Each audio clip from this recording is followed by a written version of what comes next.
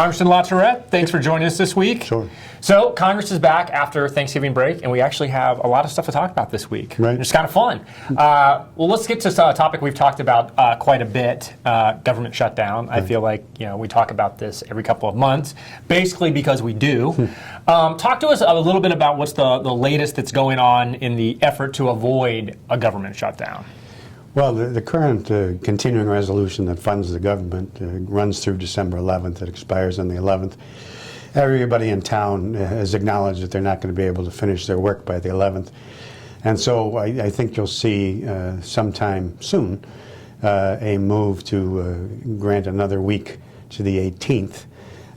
But I just heard the other day from a high-ranking appropriator that they may, in fact, still leave on the 11th and make the continuing resolution go into the beginning of next year, to be determined. But on Tuesday, earlier this week, the House Republicans, through Speaker Ryan, sent over to Mrs. Pelosi and the Democrats their proposal for the omnibus, how do we get out of the end of the year without shutting down the government.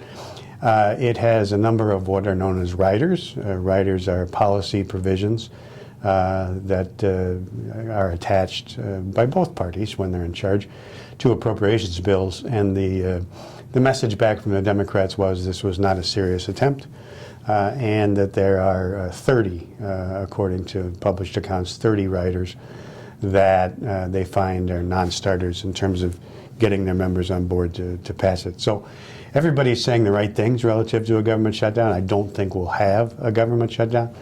But the very real prospect of having continuing resolutions through up to the holidays and maybe beyond is very real.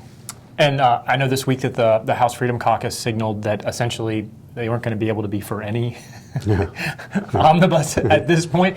So does this mean that Speaker Ryan finds himself in a similar position that Speaker Boehner found himself in, and that he may end up needing Democratic votes to pass an omnibus? Yeah. They seem to have, they being the Freedom Caucus, has backed off a little bit on the Planned Parenthood. If Planned Parenthood isn't defunded, we're not going to vote for anything. But they broadened it. You're right. They're not going to vote for anything. They said there's a whole bunch of riders that would make it more palatable for us, but we're probably not going to be for it at the end anyways. Yeah. The other development this week was Steve Scalise of Louisiana, who's the majority whip, sent a letter which caught a lot of people by surprise, and basically called out, without calling the Freedom Caucus out by name, but called them the vote no, hope the bill passes yes crowd, which is, which you've talked about a lot. Well, which is what happens is, these 40-some members that held Speaker Boehner hostage, they will vote no, but in the process of voting no, they will lard a bill up with really obnoxious amendments that make them happy. But the expectation has always been, if you change a bill and include stuff that makes you happy, then you should support the bill. But these folks have been, changing the bills, voting no, and then still hoping it passes so that they don't have to go home and explain a government shutdown to their constituency. So I do think Speaker Ryan is enjoying still a little bit of a honeymoon period, and they do seem to be working with him a little bit more closely than they were with John Boehner.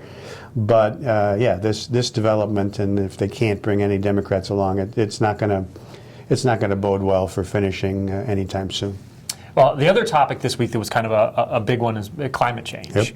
Yep. There's a couple of moving pieces on climate change. Why don't you talk to us about a couple of those? Sure. Well, this week the president, of course, has been in Paris talking to the world and the world's nations about climate change, attempting to reach a global climate deal.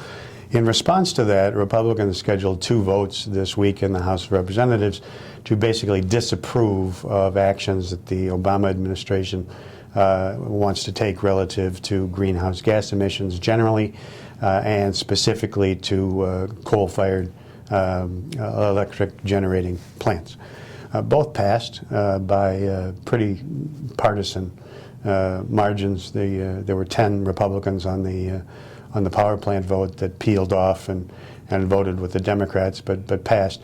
The bills are more a statement than anything else. They don't have a chance of being signed into law. Even if it were to sneak through the Senate, the president, of course, isn't going to veto it, or isn't going to sign it, will veto it, and it's not going to get the necessary votes to succeed and override a presidential veto. The other thing that happened this week, though, is that the administration has doubled down on something known as the Renewable Fuel Standard. And that's drawn a lot of bipartisan criticism, again, from both parties, but also you have anti-hunger groups like Oxfam and others have come out opposed, saying that this constant and increased diversion of food, primarily corn, to fuel production is hurting poor people. It's hurting people who need to buy food and things of that nature. And so, but this week, in spite of that criticism, the administration moved forward with the announcement of revised RFS fuel standards and calls for actually increased ethanol production and increased use of food products in the manufacturing of fuel. That's, again, drawn pretty sound criticism from both Republicans and Democrats, as well as others. And I would think as you sort of scroll ahead and you look towards what's going to happen in the Congress next year, climate change is going to continue during the last year of President Obama's administration. Climate change is going to continue to be a hot topic to discuss, and there are going to be a lot of skirmishes fought over what should or what should not move forward. I think the Congress generally is moving forward to an acceptance that climate change is real, and the debate will be what do we do about it, not does it exist. And I think that's a good, healthy, productive debate. But a lot of industries are going to get caught up in it that really sort of have to scratch their heads and say, what do I have to do with this? And one example that came up recently was the fact that the administration or the EPA has received petitions from two petitions from people that want to regulate lawnmowers and the emissions that come from lawnmowers.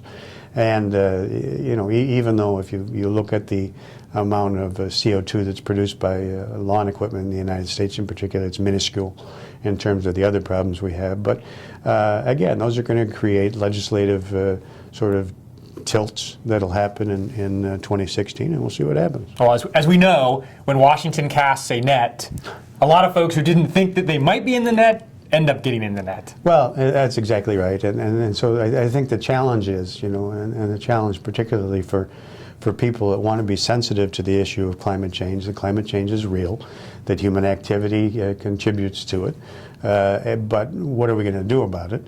I think that people are going to want to have that discussion, and they're going to want to have it in a productive way, but they're not going to want to have it be one size fits all.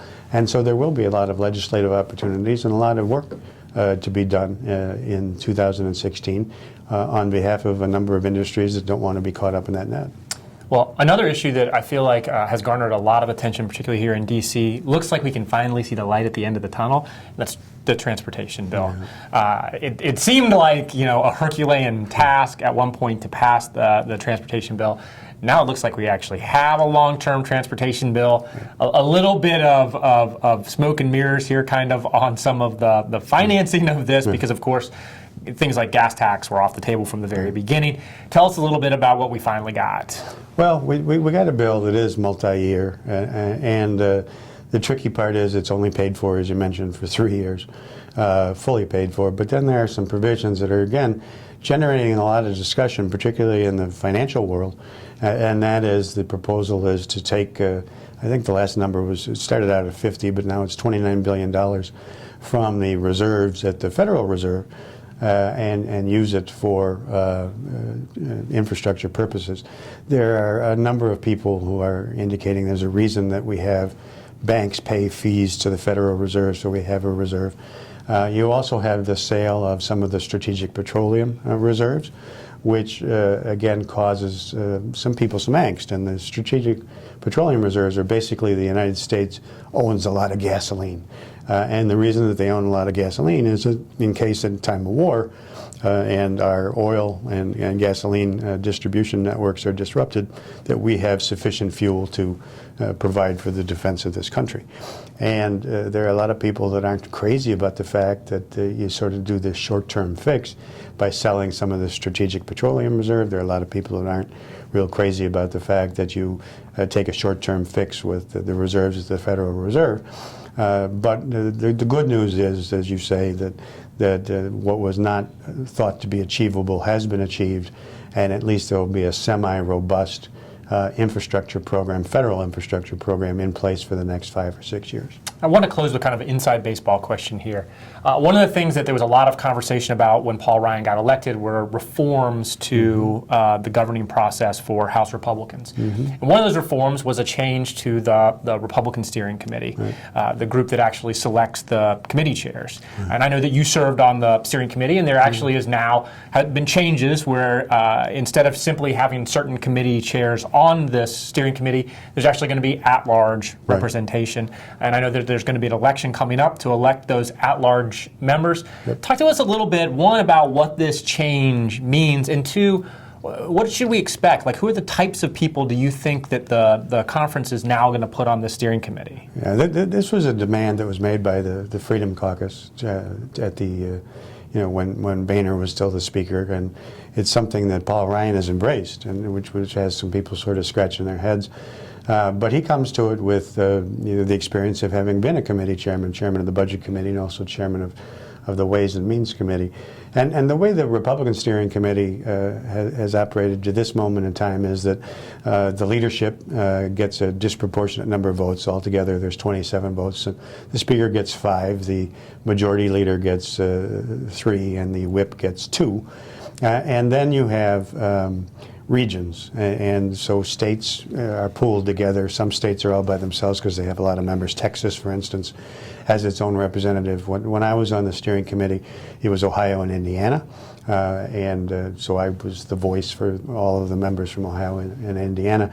And then they would put the chairman of the what are called A committees, the Appropriations Committee, the Ways and Means Committee, the Financial Services Committee, would be on the steering committee as well.